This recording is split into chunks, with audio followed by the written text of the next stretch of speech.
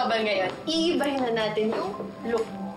Sige po, pero baka pwede po na huwag naman masyadong malayo sa personality ko. Siyempre hindi, pero maganda pa rin, mayaman at class, katulad ng mami mo.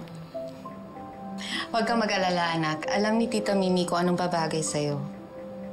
Okay, so shall we start? Okay. Yes! Let's go! Diana, pakita mo kay Princess. Ito.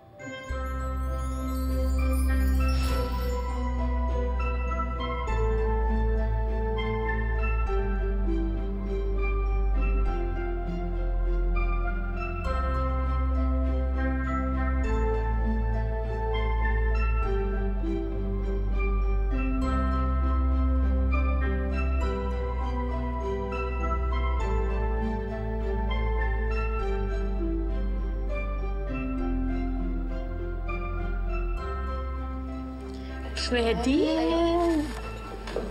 And... Wow!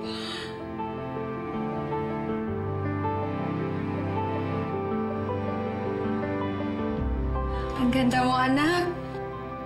Sobra mong ganda! Sobra, no? Okay, first look. Kamusta, ate? Okay ba?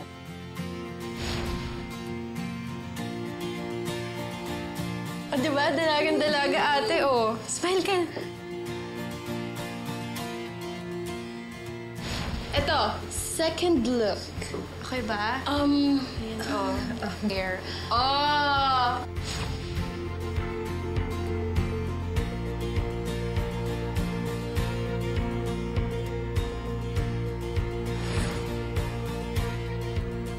Parang ayaw mo, Yaya.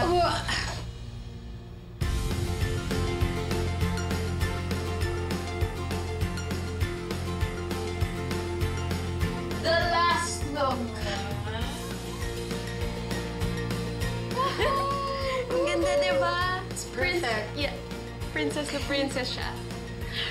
Gusto ni Yaya. Ito na yun.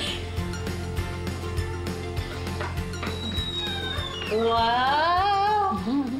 Ang ganda-ganda naman ng apo ko. Sana mahal ka sa akin. At syempre sa mata.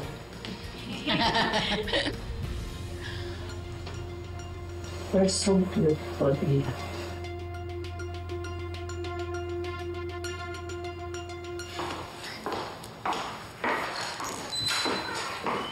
Anak, Libby, tamang-tamang dating mo. You look different. Bagay naman sa kanya, di ba? Yeah, bagay sa'yo, Princess. And I mean it. Salamat, Libby. Libby, magkakaroon ng party this weekend. Isa-celebrate natin yung pagtatagpo namin ni Princess at ipapakilala natin siya sa relatives at friends natin na isa siyang Cristobal.